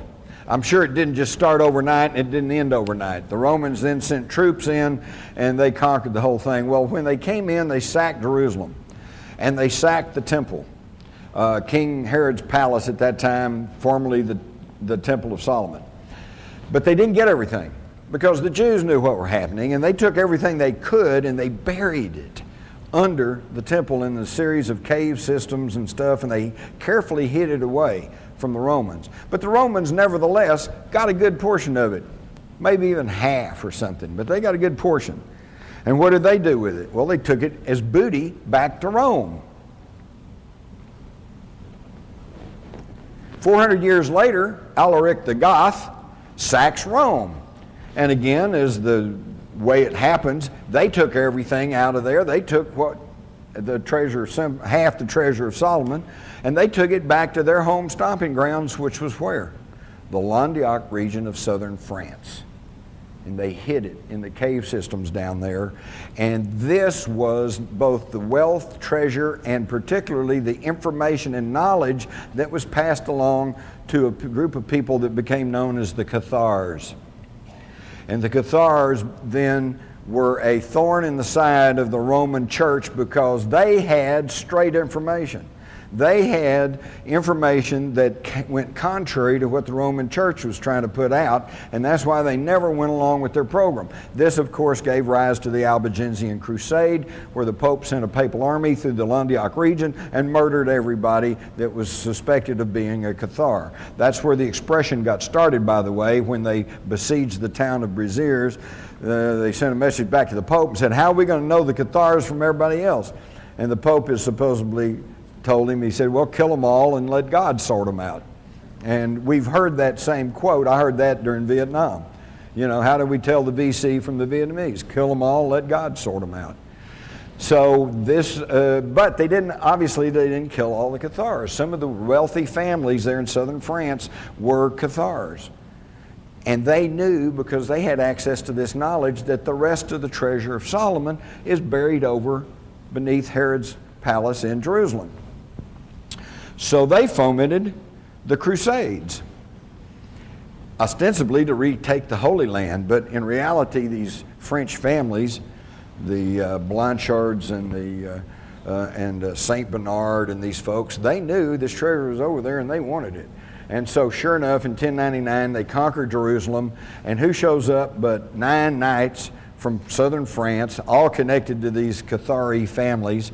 And they say, we want to form a new military order called the Knights of the Temple. And so King Baldwin says, okay. And so he allows them to form the Knights Templar. And they were supposed to be guarding the roads there, but they never did. What they did was excavate under the temple and regained the rest of the treasure of Solomon. Again, not only a treasure of gold, silver, and precious stones, but a treasure of knowledge. And they hauled it from Jerusalem back through Rome and back into the Landiac region. And now at this point, the treasure of Solomon is reunited and hidden away in southern France in the area of Rennes-le-Château. That's what the mystery is all about. That's the treasure. Now, whether Father Saunier ever actually found the treasure is open to question. I suspect not. But he knew that that's what it was all about. He knew that this was in the right area, and that's why he was suddenly wealthy and all these strange things went on with Rennes-le-Château. And this was just a picture of the knights that they showing their Maltese cross. And of course, then the Pope goes after the Knights Templars because he knows that they have dangerous information plus wealth. What happened to the reunited wealth near Rennes-le-Château? In March of 1944, Otto Skorzeny, the guy in the cap with the binoculars, leads a battalion of SS troops to southern France, working off of the notes and publications of a German named Otto Rahn, who had been to Rennes-le-Château several times in the 20s and 30s and had working closely with Heinrich Himmler and his SS group that was heavily involved in the occult. They felt like they knew where the treasure was, and on March the 16th, 1944, they send the Germans into they couldn't do it before then because southern France was part of Vichy France and technically was supposed to be free France, and they didn't want to cause any more trouble. But in September of 43, Rome fell and Mussolini was deposed, and at the same time that the Germans rescued Mussolini off the mountaintop, they also poured into southern France and took over the whole country. So now they're able to freely operate in France, and they sent troops down there in March of 44. He sends a one-word telegram back to Berlin on March the 16th that says, "Eureka, I found it. The greatest, most fabulous treasure in the history of the world, both of riches and of knowledge, is now in the hands of the Nazis." They took it back to Berchtesgaden, which you can see the diagram here has an underground labyrinth of hidden systems and caves and bunkers and everything else. But it probably did not remain there. It was taken out of Germany on something called Aktion Adlerflut, or Operation Eagle Flight. This was instigated in August of 1944 by the head of the German Central Bank and the head of the IG Farben Combine and Martin Bormann, who by that time was running the show. Hitler was pretty much over the edge with megalomania plus all the drugs that he was being fed. These guys took the combined wealth of Europe that they had looted plus Solomon's treasure, and they created 750 corporations all around the world. Their connecting banks were the Bank of International Settlements, the Deutsche Bank, which today is still a powerhouse in the financial world, Chase Bank, which later became Chase Manhattan, and I particularly want you to notice Union Banking Corporation. Because in 1942, one of the chief stockholders of the Union Banking Corporation was prosecuted in this country by the Justice Department under the Trading with the Enemies Act, and they accused him of being nothing but a financial front man for Hitler and the Nazis. And that man was Prescott Bush, and also his father-in-law, George Herbert Walker. So when you hear people say that these people running the country today are a bunch of neo-Nazis, I want you to stand up and say that is not so. There's nothing neo about them. They're the real old Nazis.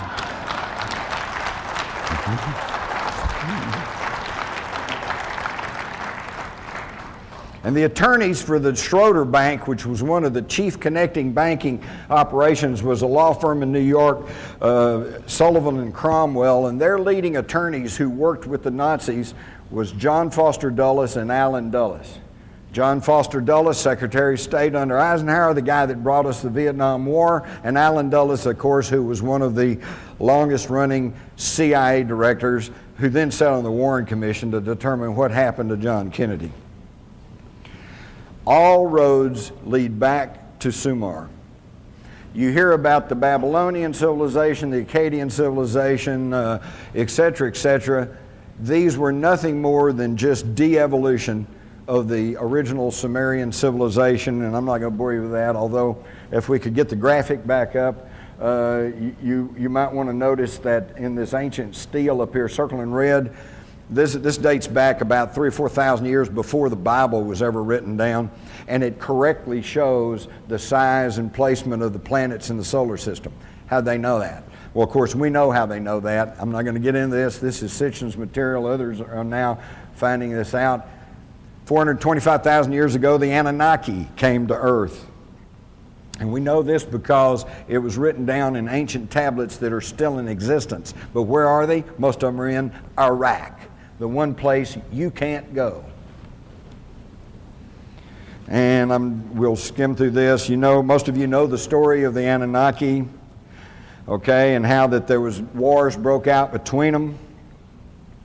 We also know that they claimed that they took a primitive Earth female, shall we call her Lucy, and they manipulated her DNA, did some genetic engineering, and came up with a worker race, which I think goes far to explain the absence of the missing link. There is no missing link. He had Neanderthal, and then his DNA genetic makeup was tweaked, and then you had Cro-Magnon, modern man. We could go into the similarities of the names and the writings, but let's rush on through. It's also interesting that the ancient Sumerian tablets also give the exact same account of the biblical flood, with the only notable exception. There's two notable exceptions. One is that, of course, in the Bible, his name is Noah, and in the ancient Sumerian tablets, his name is Utnapishtim or something like that. The one thing I find that's a little bit different too, but really brought a light bulb over my head, I had always had trouble with this idea of two of every animals on board this ship. But I did figure out where they went to the bathroom. On the poop deck. No, that's terrible. But I never really could figure out. They got lions and tigers and sheep and goats, and they're all there side by side. How could that work? Well, in the ancient Sumerian tablets, it doesn't say they took two of every animal. It says they took the seed of every living thing. Whoops, hello. Now I see, instead of a boatload of animals, you've got one little closet on board this ark that has DNA tissue in it. And they can reconstruct all of the, and you know that's going on right now? Do you know that they are storing away DNA tissue on plants, animals, everything on this planet? So if there is some sort of huge cataclysm, that they hopefully can rebuild everything. Now, what's also interesting to me is that how many of y'all are like Celtic music and all this good stuff? Yeah, it's kind of a fad right now. Are you aware that the Celts and the Druids did not originate in the British Isles? They migrated from Iraq, Mesopotamia. In fact, there were two mass migrations. One went up through the Caucasus Mountains, came in through Eastern Europe, ended up over in the British Isles. They were known as the Druids. And the primitive people who were there worshipped them because they had knowledge, they knew things, they knew how to do things. And of course the other came into Egypt, and from Egypt to Greece, from Greece to the Romans, and then on into the Western civilization. In fact, the whole history of Western civilization has been one constant movement to the West. And when Europe filled up and the British Isles filled up, then they came to America and the East Coast filled up. And during the 1800s, it was one mass migration from the East Coast to the West Coast. And why? Why do these people keep moving? Historians, it's no mystery. They all admit why. To escape religious and political tyranny. In other words, somebody's been trying to get hold of us all of this time. but we're like trying to grab mercury or something. You know, you're trying to grab it, well, move. Move some more. But you know what, folks? We got a problem. There's no place else to move. And now they've got technology. And they know where everybody is. So here's just a brief rundown. You can see that you start with the ancient Samaria, and you can trace the knowledge and the attempt to control humanity right on up. And it's all the same thing. The pharaohs, the Caesars, the royalty of Europe, Hitler. What were they concerned with? The bloodline and the interbred. And they wanted to maintain the purity of the blood. There's something about that, and it tracks all the way back. So now, if we assume that these ancient tablets are telling us the truth, and that these spacefaring aliens landed on the planet all these thousands of years ago, then that begs the question. Did they all leave? Or did they all, or at least a portion of them, stay behind? It's an either-or thing. They either all left, or some of them, or all of them stayed behind. So which is it? I think we can find the answer. And we find the answer by looking at the historical record. If they all left, the whole written history of mankind should be just one unending, gradual evolution up to civilization. You know, hunter-gatherers to city-states to nations and all like that, with nothing in the record to show that there was anything strange or unusual going on. But that's not what we find, is it? Quite the contrary. The historical record gives us the answer. This is the great Los Angeles air raid. If you look closely, you can see the saucer caught in the searchlights. Got pictures of saucers over the desert. You got an ancient French coin from the 1600s that shows a giant wheel-shaped object floating over the countryside. You've got alien autopsy. You've got the triangles. You've got a Billy Mayer picture over here in the crop circles, and of course the occult that's been with us all the time, which is just strangeness that nobody knew how else to explain. And of course, all of the sightings of UFOs, cattle mutilations, the whole thing. Somebody's still here. But if they're still here, then what's going on?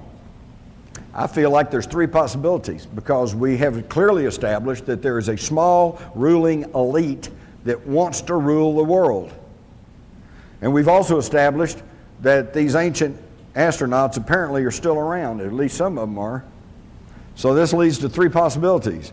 Either the ruling elite are trying to contact these ancient creators, or number two, they've already contacted these ancient creators and are being controlled or guided by them. Or number three, they are the ancient creators, the ancient serpent kings of legend, the ones who have been trying to corral and control humanity from the get-go. And now they're getting close to realizing this, because now they have the technology to do it. So now we have to ask ourselves, these people, these same bloodlines, these same people, what are the odds that the Bushes, who is the leader of the free world, and the Windsors, who are the leaders of what's left of the British Empire, what's the odds that these two families that are blood related, so you're actually talking about one family, are running the Western civilization? What are the odds of that? More details and ruled by secrecy. And I thank you for your time, and I hope I've helped put some of this together for you.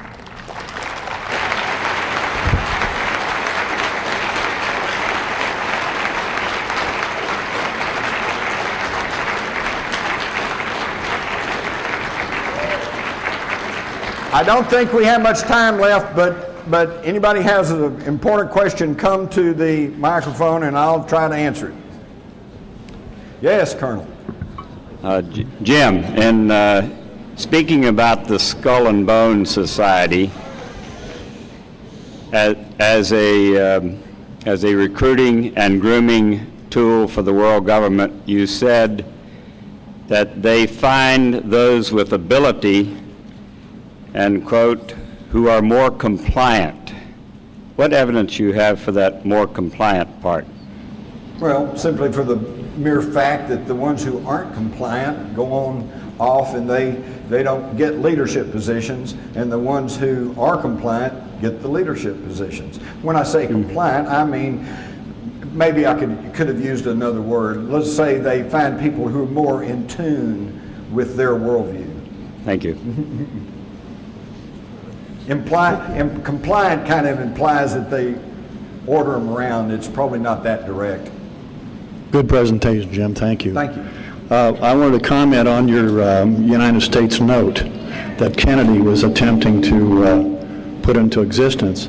I did want to mention that that was going to be backed by silver, so there was some backing behind it. Yeah. And also, the executive order number that Kennedy wrote to establish that, if people want to write this down, was Executive Order 11110, and you can check that out, where it established the U.S. note.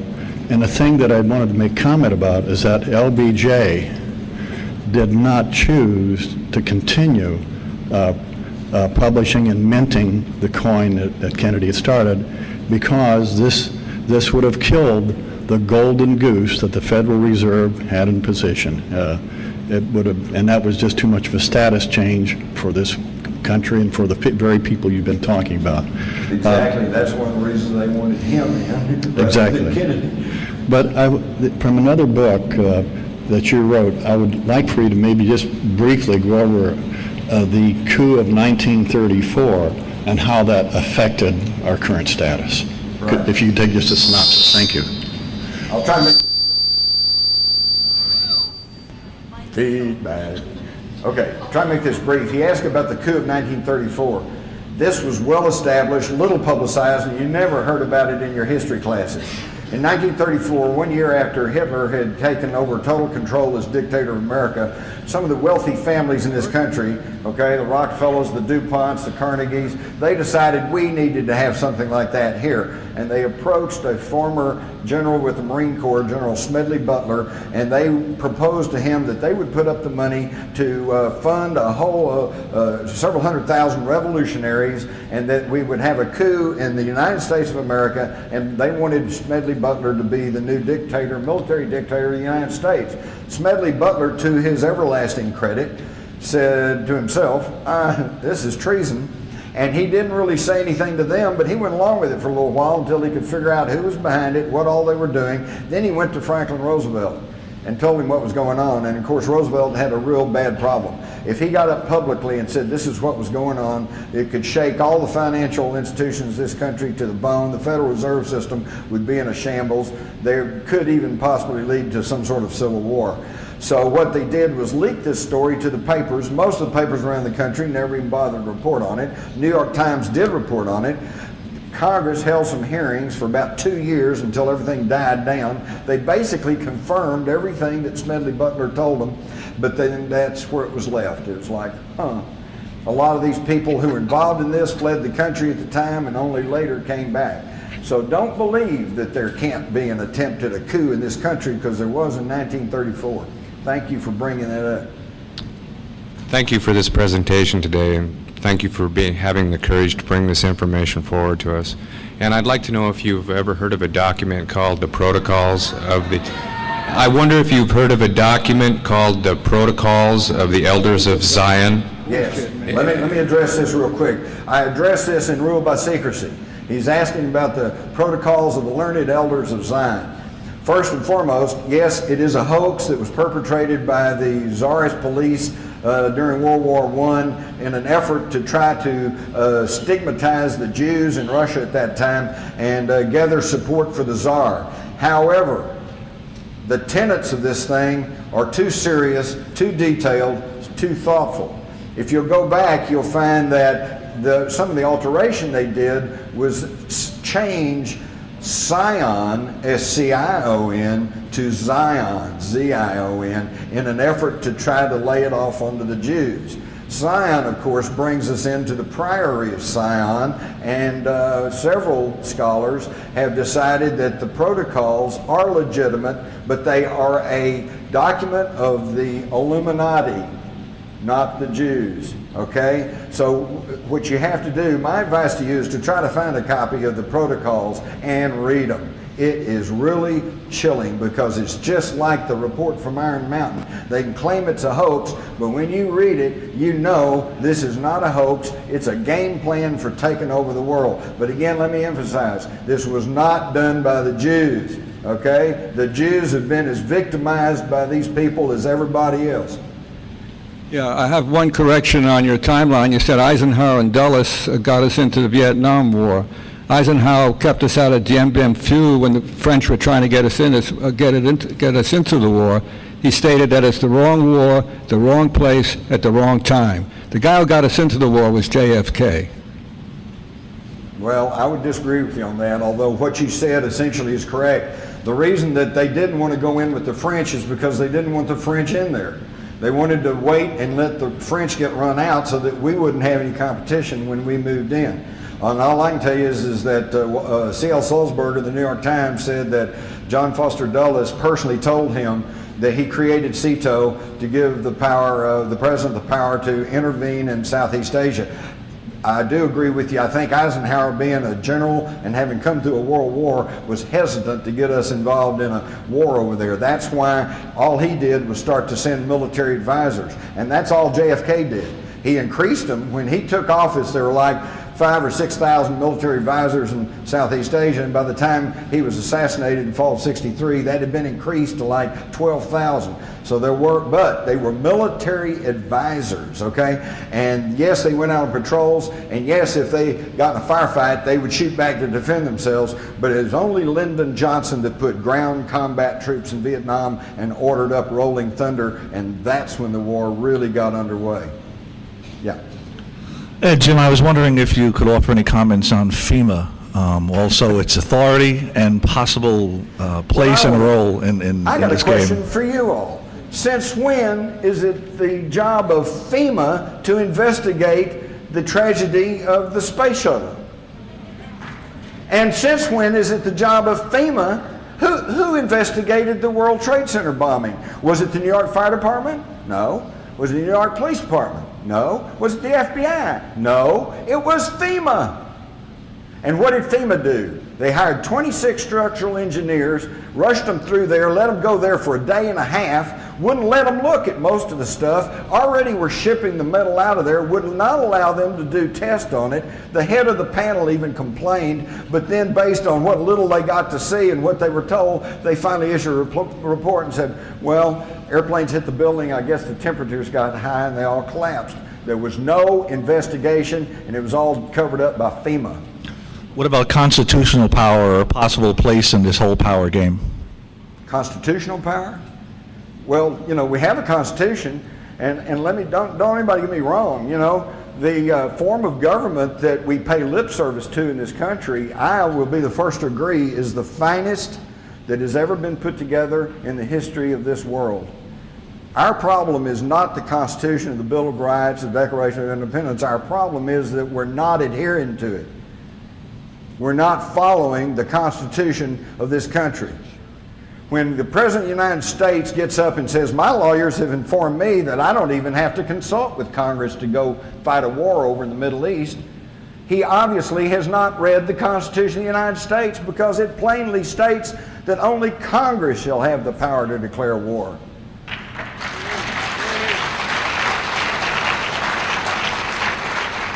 And let's think about that for just a half second, because on first blush, that's like, boy, those clowns can't even agree on when to adjourn, you know. We want them to have power to declare war. But hey, the guys that framed the Constitution, they were pretty smart. Because yeah, there's a bunch of grafters and grifters and malcontents and bozos up in Washington, but if 3/4 of them all agree that we need to go to war, then maybe we need to go to war. And if they can't agree, if they can't get 3/4 of a vote of Congress, then we probably don't need to be going to war. So it's a pretty smart system, and our problem is we're not following it. Thank you. Hi, Jim. Hi. David Icke had a big sold-out conference in London recently, talking about exactly the same subjects. And he also spent a bit of time on the evidence for, reptilian oriented control of the top of this negative pyramid, if you like. What sort of input are you getting on the same subject? It's interesting because when you follow the evidence, you just kind of get there. But let me tell you something. I met David Icke, and I kind of like David. And it's interesting because I wasn't even aware of him until at the last moment writing Rule by Secrecy. And yet we were both following the evidence, and we were both running pretty parallel. The big difference is this. Along with my newspaper background, I also augmented my low reporter's pay by working and dabbling in public relations and advertising. And I know enough about public relations that I don't believe I'm going to really win friends and influence a lot of people by publicly calling the Queen Mother of England a 200-year-old reptilian cannibal. It's not to be saying it's not true, it's just I'm just saying I'm not saying that. Thanks. Have I got just one very quick one, if that's okay? You were talking about intervention in evolution. What information have you got on this thing about rhesus negative blood and possible link with alien abductees as well? The possible link with what? The idea that there shouldn't be people with rhesus negative blood, in theory. Oh, well, there's all kinds of strange things. I'm not, you got to understand, folks, I don't claim to be a huge expert in particularly anything. I'm the last of a dying breed. I'm a generalist, okay? I know a little bit about a lot of things. And I want to tell you something, I think that's sorely missing in this country today. The problem we have in this country, thank you, as I know doctors and lawyers and professional people, computer experts, and they're brilliant, they're well educated, and they're very thoughtful, but they got tunnel vision. All they know is what they know. In fact, some of the most closed-minded people I've ever run into are medical doctors. And the thing is, so where is there a place in our society for a philosopher? Or a generalist, somebody knows a little bit. Somebody's got to step back and look at the forest instead of inspecting the trees all day. And that's what I'm trying to do. I'm not going to tell you I got it 100% right, but this is what I see. Thanks, Jim. Hi, I was just going to thank you, Jim, for being a generalist and doing our homework for us. What I think is really frightening is that most Americans aren't aware of what is in the Homeland Security Act, including myself. Including Congress. They don't know what's in there. And I was going to ask you, I had heard something that they were going to be keeping track or making a list of what library books we check out, and I was wondering if that was part of the Homeland Security Act. Yes, it is. And they can go into your library and question your librarian to turn over your records, and under the law, she cannot even she's subject to prosecution if she informs you that they're investigating you. Thank you. I'm telling you, what you don't know can hurt you. That's scary. We got time. We got two more. One more. We got time for one more. Sorry. Yeah. Hi. Have you ever considered this war against Iraq is not over oil? That because Colin Powell is to show proof of Iraq tie-in with Al Qaeda. So maybe if we get to Iraq, we'll get to Osama bin Laden. No, if we want to get Saddam bin Laden, we need to go to Saudi Arabia. There's where the problem is. They are the ones who have financed militant Muslims all around the world. They are the ones who have financed Salim bin Laden. And by the way, I gotta say quickly three things that you have to understand. I've mentioned these to understand what's going on right now. Who put George W. Bush in the oil business? Who put up the money? Salim bin Laden, Osama bin Laden's older brother, put George W. Bush in the oil business, had extensive holdings down in South Texas. It's all been written about in Texas, but you haven't heard about it. The Bushes and the bin Ladens are like that, not only in business-wise, but socially. In 2000, George Herbert Walker Bush and the family went to Saudi Arabia and visited with their good buddies, the bin Ladens. What do you think the odds are of that? Number two thing you have to understand is that I've already mentioned is that Prescott Bush was an unrepentant, supporter of Hitler at a time of war. Not just a Nazi sympathizer, he was working to provide money and materials to our enemy in a time of war. The acorn never falls too far from the tree. And 3, you have to understand that the Bushes and the Windsors are the same bloodline. And once you understand this, everything starts taking on a little bit different view. And I thank you all for your time and patience.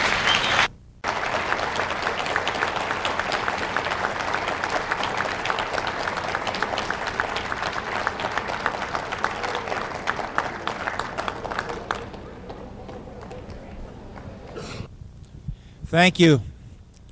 Mike, please. Thank you, Jim.